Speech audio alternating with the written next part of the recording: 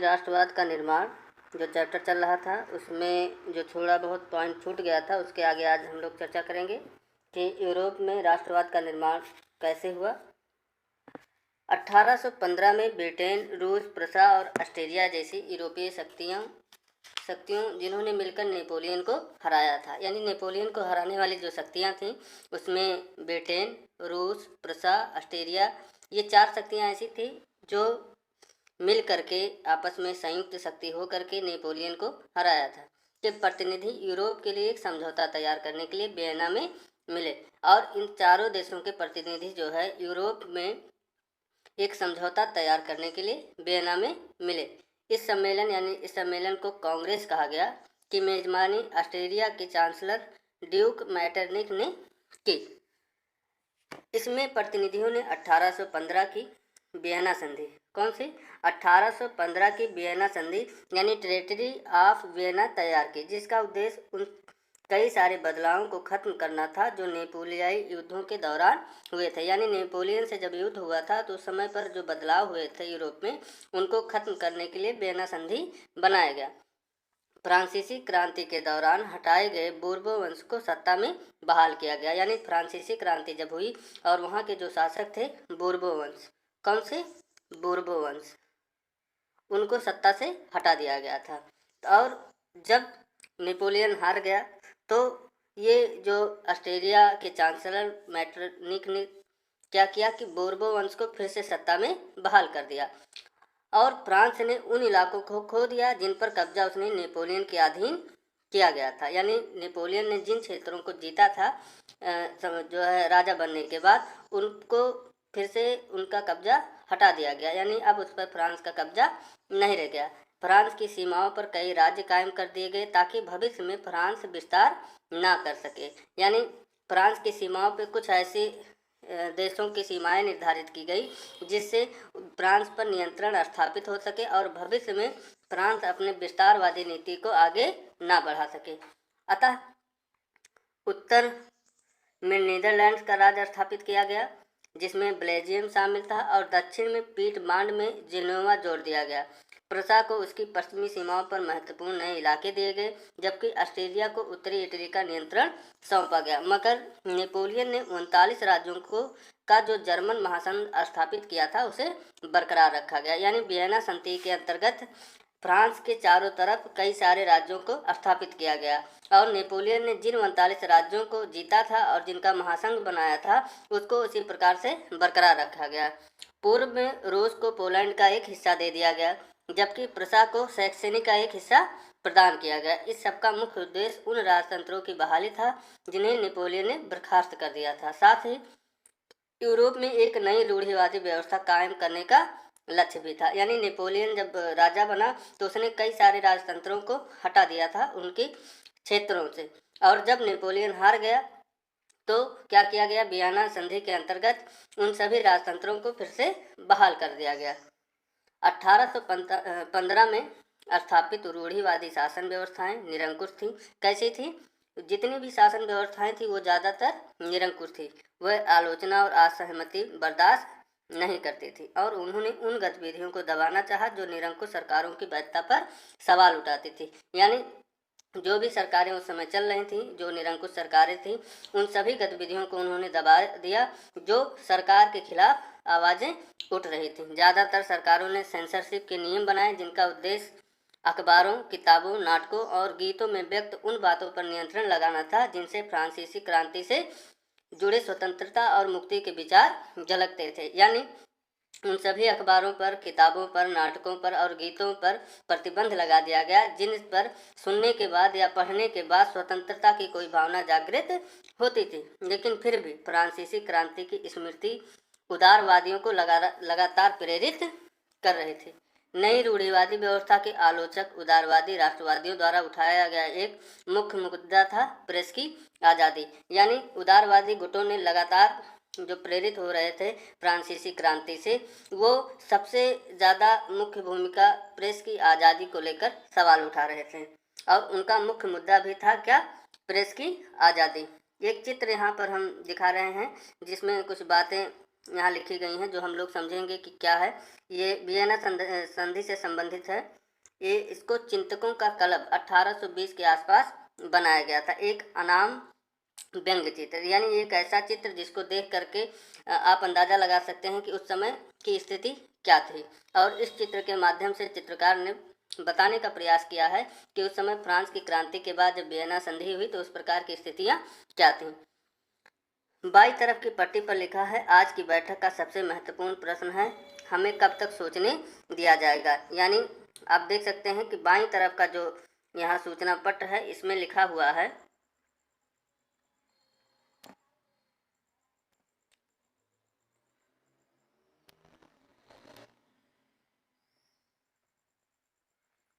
बाईं तरफ के सूचना पत्र में लिखा हुआ है कि आज की बैठक का सबसे महत्वपूर्ण प्रश्न है, हमें कब तक सोचने दिया जाएगा। दाईं तरफ के बोर्ड पर क्लब के नियमों की सूची है जिनमें निम्नलिखित शामिल है। यानी दाहिनी तरफ जो पट दिखाई पड़ रहा सूचना का पट है उसमें कुछ नियम लिखे गए हैं। क्या नियम है? इस पढ़े लिखे समाज का पहला नियम है खामोशी। यानी जितना भी समाज जो बैठा हुआ है, इन पढ़े लिखे समाजों का सबसे पहला नियम है क्या? खामोशी। दूसरा क्या है? ऐसी किसी स्थिति से बचने के लिए जब इस क्लब का कोई सदस्य बोलने के लोभ का शिकार हो जाए तो सदस्यों को प्रवेश करने पर मुंह बंद रखने वाले मोहरे बांटी जाएंगी। यानी दूसरा नियम जो है कि इस सदस्य में जो भी व्यक्ति बोलना चाहता है या बोलता है बहुत, तो उसको सबसे पहले एक मोहरे बांटी जाएंगी जो अपने मुंह पर उसको लगा के इस सदस्य में या इस समिति में बैठना होगा। तो इस चित्र के माध्यम से हम देख सकते हैं कि किस प्रकार से वियना की संधि के समय सदस्यों की क्या स्थिति थी। आगे हम लोग चर्चा करते हैं। अब है आगे वाला जो है लाइन, टॉपिक है क्रांतिकारी। कौन सा? क्रांतिकारी, जिसके अंतर्गत हम देखेंगे कि किस प्रकार की भावनाएं जागृत हुई और क्रांतिकारियों का किस प्रकार से उदय हुआ। तो क्या है आगे हम पढ़ेंगे? क्रांतिकारी 1815।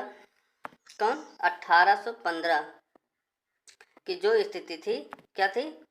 1815 की स्थिति थी के बाद के वर्षों में दमन के भय ने अनेक उदारवादी राष्ट्रवादियों को भूमिगत कर दिया गया। बहुत सारे यूरोपीय राज्यों में क्रांतिकारियों को प्रशिक्षण देने और विचारों का प्रसार करने के लिए गुप्त संगठन उभर आए। उस समय क्रांतिकारी होने का मतलब उन राजतंत्रीय व्यवस्थाओं का विरोध करने से था जो वियना कांग्रेस के बाद स्थापित की गई थी। यानी उस समय के जो क्रांतिकारी थे वो पूरी तरह से राजतंत्रीय व्यवस्थाओं का विरोध करने वाले ही थे।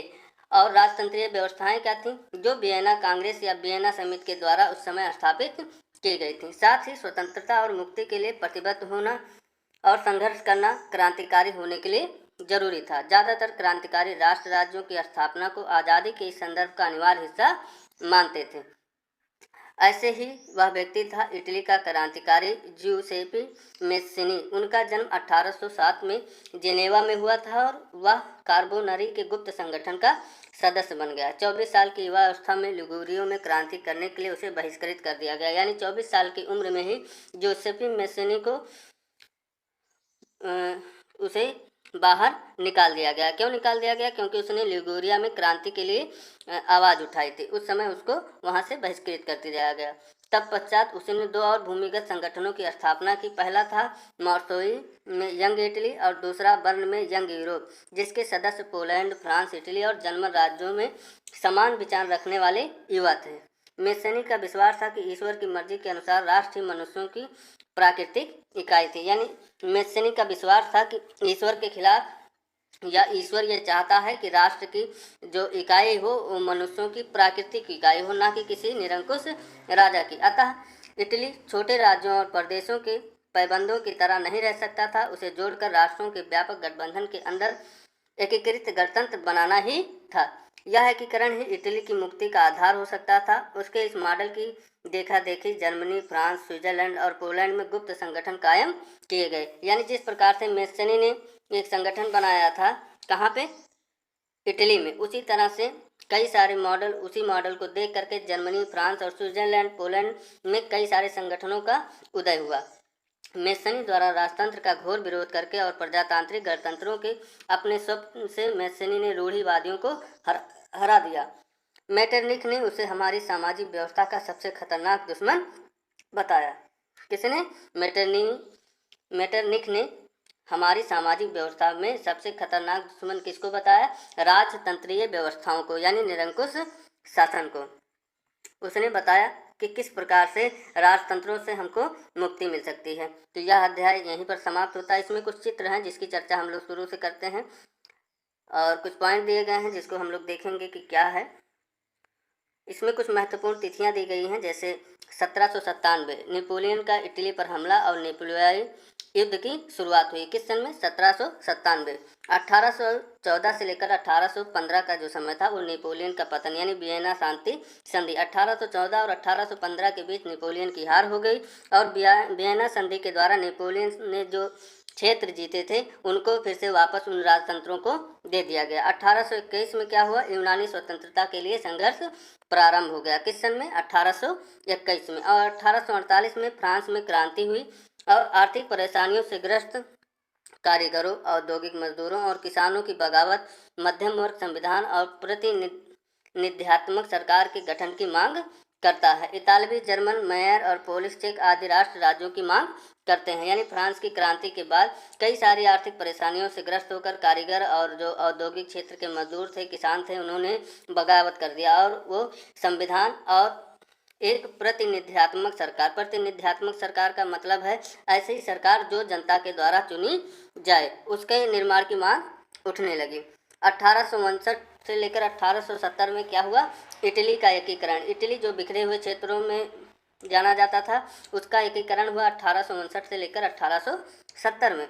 1866 से लेकर 1871 में जर्मनी का एकीकरण हुआ। 1905 में हैब्सबर्ग और ऑटोमन साम्राज्यों में स्लाव राष्ट्रवाद मजबूत होता चला गया, यानी हैब्सबर्ग और ऑटोमन साम्राज्य का जो क्षेत्र था उसमें स्लाव राष्ट्रवाद मजबूत हो गया था। किस सन में? 1905 में। अब इसमें कुछ पॉइंट और दिए गए हैं, जैसे अर्थशास्त्री राष्ट्रीय अर्थव्यवस्था की शब्दावली में सोचने लगी। वह चर्चा करने लगी कि राष्ट्र कैसे विकास करता है और कौन से आर्थिक कदम राष्ट्र को निर्मित करने में मदद कर सकते हैं। यानी बहुत सारे राष्ट्र उस समय राष्ट्रीय अर्थव्यवस्था को लेकर अर्थशास्त्री थे जो इस बात को ध्यान में रखते थे कि हमारा राष्ट्र, हमारा देश किस प्रकार से विकास करेगा और कौन कौन से ऐसे कदम हैं जो राष्ट्र को निर्मित करने के लिए उठाए जा सकते हैं।